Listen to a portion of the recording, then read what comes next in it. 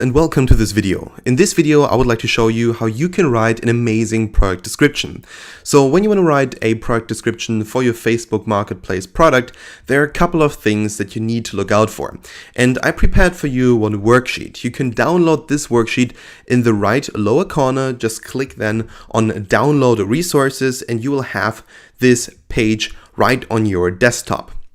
So first of all, what we want to do is you want to look at the step-by-step process. So altogether, it's 6 steps in order to write a great product description.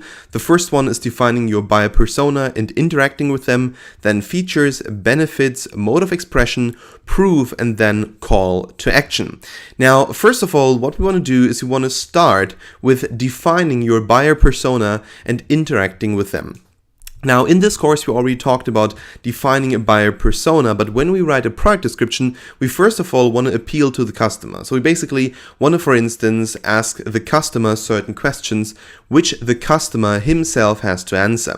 So who exactly is your customer? That is the first question. Is it, for instance, 25-year-old males? Is it people that are aged from 20 to 40? Is it people who only live in the United States? Is it people that perhaps have as an interest Game of Thrones? What exactly are you looking for? What kind of people should buy your product? So the first thing that you want to do is you always want to interact and engage with the people who could potentially buy your product. So you want to basically have something that people read and then they say, oh, this is something that interests me. So for instance, if you are having a MacBook Pro and you encountered that your MacBook Pro got slower and slower all the time. And to be honest, for everyone who has a MacBook, that happens after, let's say, 2 years, 2.5 years, sometimes even earlier. And you cannot believe how slow it has gotten as soon as you buy a new one. But you already realize, okay, I have to do something about that. So for instance, a good question would be here, would you like to get your MacBook Pro to work 50% faster? So basically this as the first line of your product description, because then people look at that and they say, well, yes, of course, tell me more, kind of. And that is then one of the reasons why people like to read through the product description. So they see the product, for instance, it could be a certain service, it could be a certain software. And your promise is now that your Mac will get faster. So I think we all have seen these commercials for instance, Mac Cleaner. So basically a software which helps the Mac to become more fast. But right now, the one thing that we want to do is we want to make sure that everyone who reads the description has kind of that one idea in their mind, okay, this could actually help me. So in the beginning, when you define your buyer persona, or when you want to interact with your customers, you always want to ask a question. So are you looking for ... Would you like to ... And in this example now, it would be, would you like to get your MacBook Pro to work 50% faster? Then number 2, features. So first of all, what we're going to talk about is the objective reality. So what exactly does the product do? So what you should say is, of course, what the product does, but you should not say what the product does not do or what the product is not good at doing. So there's a very special differentiation here because we want to be objective, but objective in the sense that we only kind of look at the features with which we can sell our product. So for instance, if you say, this Mac Cleaner helps the computer get 50% faster, then this is an amazing argument. People say, well, I want my computer to be faster. But when you say, okay, this only helps for 1 month and afterwards you need to buy the premium version, well, then of course people are not going to download. So what you want to do is you want to be objective about what is positive about the product, and you want to basically name all the features that help the customer to do something. So how does it make your potential customer's life easier?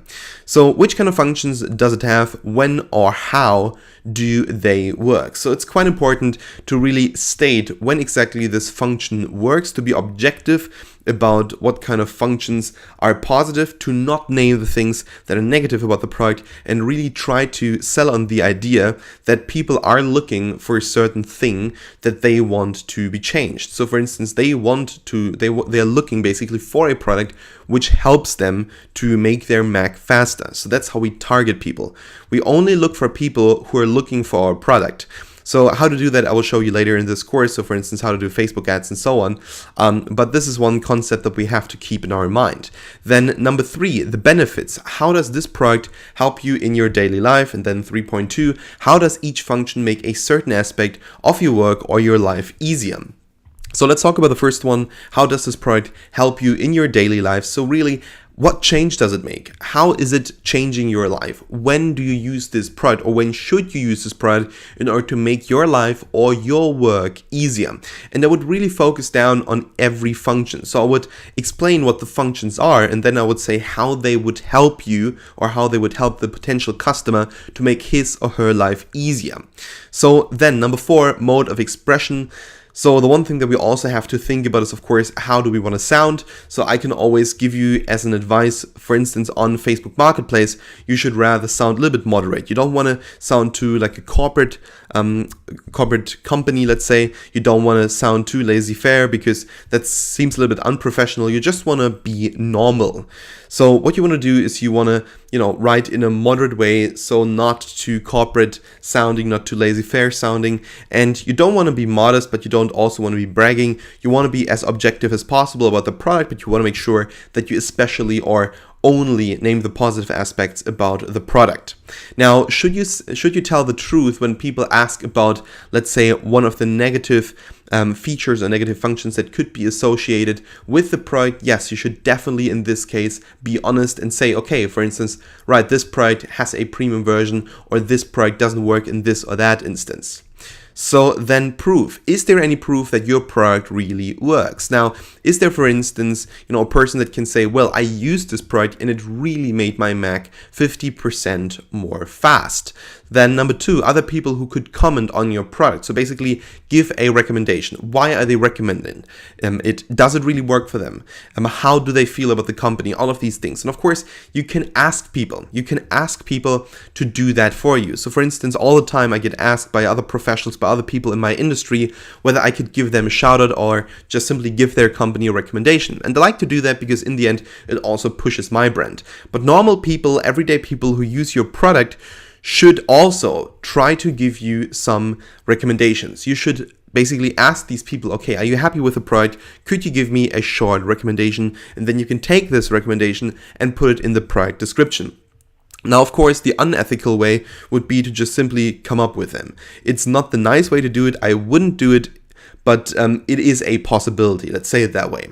Then 5.3, is there any news report, or are there respectable people who trust your product? Again, it is quite difficult to define who respectable people are, but I think you know what I mean. For instance, if you're selling a marketing product, a marketing online academy where you sell, for instance, a video course where people learn how to, let's say, do marketing, then of course it would make sense to call someone who's very famous in marketing and to actually let that person say, well, the product that person XY, or in this case me, is selling is a good product, and here's why. And then basically the person tells, okay, this product is good because ... Then number 5.3, is there a news report or any respectable people who trust your product? Again, I want to talk about that because news reports are also something that's quite important, because let's be frank, for instance, if there are good YouTube videos about your product, people using it or people recommending it, I would put it on the website. Then number 6, call to action. 6.1, make sure that people understand that this offer won't last forever. It's always important that people have kind of that feeling, okay, if I don't buy this product, then I actually lose something. And if I don't buy now, this product could become more expensive and then I would be wasting money. So what we want to do is we want to work with concepts like scarcity to make people decide. For instance, if you sell tickets online, it makes sense to say, well, there are only 2 tickets left. So buy right now. This offer probably won't last for the next 24 hours. In 24 hours, these 2 tickets will definitely be gone. So now I give you a 50% discount, buy it now. So kind of that kind of thinking.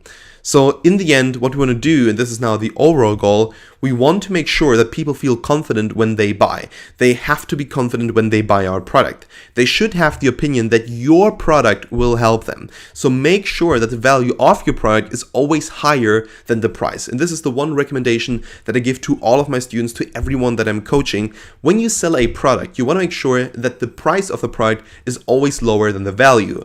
Why? Because in the end, if you sell a product which is of lower value than the price, then people feel like they pay too much money.